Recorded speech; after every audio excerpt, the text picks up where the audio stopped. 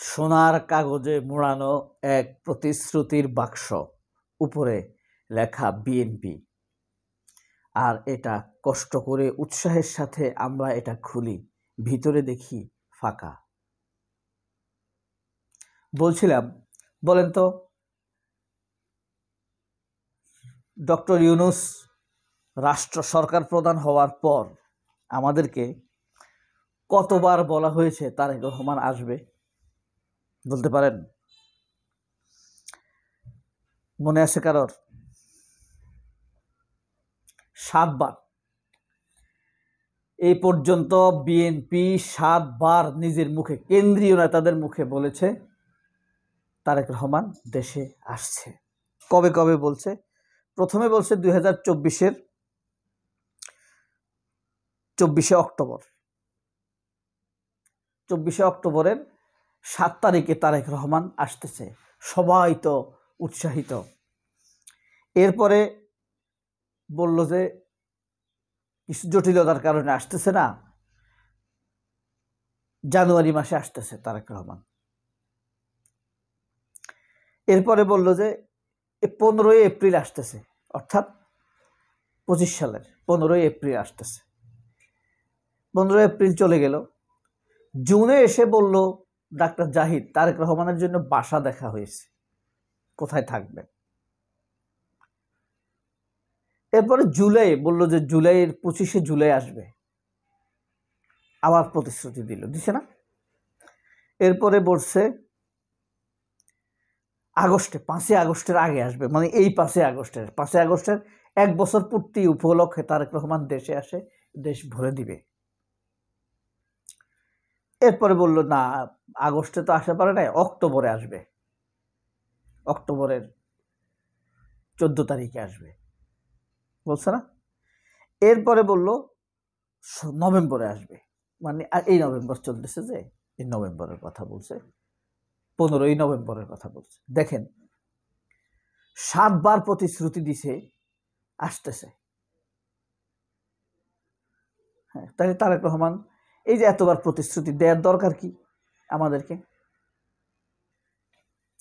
এখন কথা হলো, কেন আসছে না তারেক রহমান?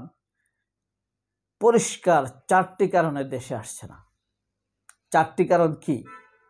1 নম্বর হলো,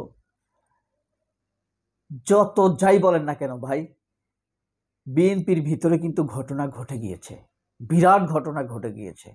সেটা নিয়ে এখন ভয়ঙ্কর তোলপাড় চড়ছে। বিএনপি এখন বিএনপির নাই। বিএনপি এখন হয়ে গেছে আওয়ামী লীগের, ভারতের ডিজিএফআই এর। এই বিএনপিতে তারেক রহমানের কোনো বেল নাই।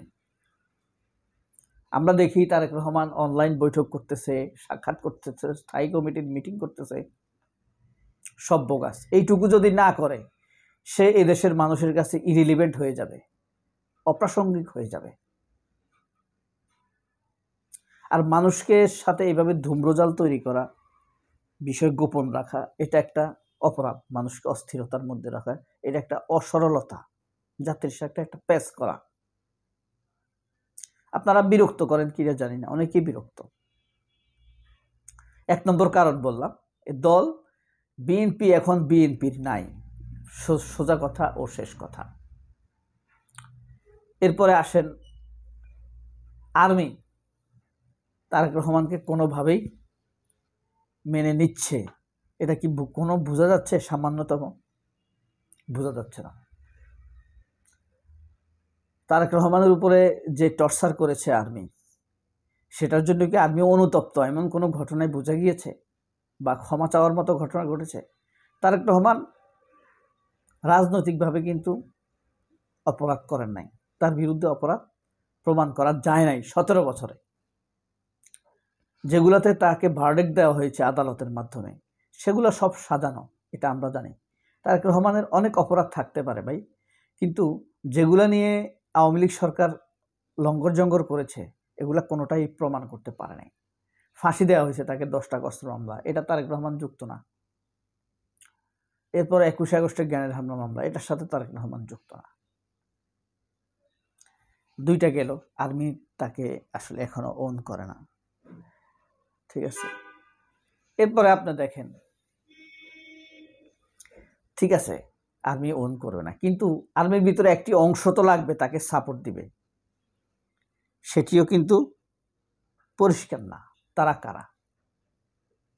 ঠিক আছে। এরপরে দেখেন খালেদা জিয়া জীবন মৃত্যুর সন্ধিক্ষণে খালেদা জিয়ার নিজস্ব ব্যক্তিত্ব দিয়ে যে তারেক রহমানকে প্রোটেক্ট করবে সেটাও পারছে না। ঠিক আছে। বাংলাদেশে আসলে বিএনপির বা তারেক রহমানের প্রতিরক্ষা প্রোটেকশন শেষ হয়ে গিয়েছে বহু আগেই। মনে রাখবেন, যেদিন খালেদা জিয়াকে তার বাড়ি থেকে, মইনুল রোডের বাড়ি থেকে বের করে দেয়, যদি আপনি মনে করেন বিএনপির ভিতরে, সেনাবাহিনীর ভিতরে বিএনপির লোক আছে, সেগুলো শয়তান। কারণ কি, তোরা থাকতে আইন বহির্ভূতভাবে খালেদা জিয়াকে তার 40 বছরের অটবি থেকে বের করে দেয় কিভাবে? অটবি মানে কি বুঝেন? স্মৃতির অটবি। খালেদা জিয়াকে যখন বাড়ি থেকে বের করে দেয়, তখন আমি খালেদা জিয়ার কান্নার উপরে আমি একটা লেখা লিখেছিলাম, খালেদা জিয়ার স্মৃতির অটবি। অটবি মানে কি? স্মৃতির বাগান, যে বাগান নিজ হাতে সাজানো। মইনুল রোডের বাড়িতে শেখ খালেদা জিয়ার অনেক স্মৃতি, মুক্তিযুদ্ধের স্মৃতি, তারেক রহমান জন্মের স্মৃতি, তারেক রহমান না, কোকর জন্মের স্মৃতি, হ্যাঁ 40 বছরের স্মৃতি, কিন্তু সোজা কথা না। শহীদ প্রেসিডেন্ট উপসেনা প্রধান হওয়ার পর এই বাড়িতে উঠেছেন, কিন্তু তিনি প্রেসিডেন্ট হয়েছেন, তারপরে তিনি এই বাড়ি থেকে আর নামেন নাই, এই বাড়িতেই ছিলেন। ইভেন খালেদা জিয়া ক্ষমতায় এসেছে, প্রধানমন্ত্রী হয়েছে, তখনও তিনি এই বাড়িতেই ছিলেন। পিনাকি ভট্টাচার্য এই বিষয়ে চমৎকার বিশ্লেষণ দিয়েছেন তার ভিডিওতে, আবার কঠিন কিছু সাইডও আছে। এবার দেখেন, অ্যাবসলিউটলি এই দেশের কারো প্রতি কিন্তু এই জিয়া পরিবারের কেউই কিন্তু এই দেশের সাথে আসলে আজ রাজনীতির সাথে 5ই আগস্টের পরে যুক্ত হতে পারেন না। এই 4টি কারণেই জিয়াউর রহমান, তারেক জিয়া দেশে আসছেন না, তারেক রহমান দেশে আসছেন না। এই যে আপনার তারেক রহমানের যে ভুল করেছেন, দেখেন মানুষের এখন আর সে পাঁচ ধরতে পারে না। সে জুলাই গণসনদ বা গণভোটকে সে আলুর সাথে তুলনা করতেছে, আলুর গুরুত্বের সাথে তুলনা করছে। আরে ভাই, হাজার হাজার মানুষ প্রাণ দিছে কি আলু খাওয়ার জন্য? খাবার দাবারের জন্য, পেট ভরে খাওয়ার জন্য?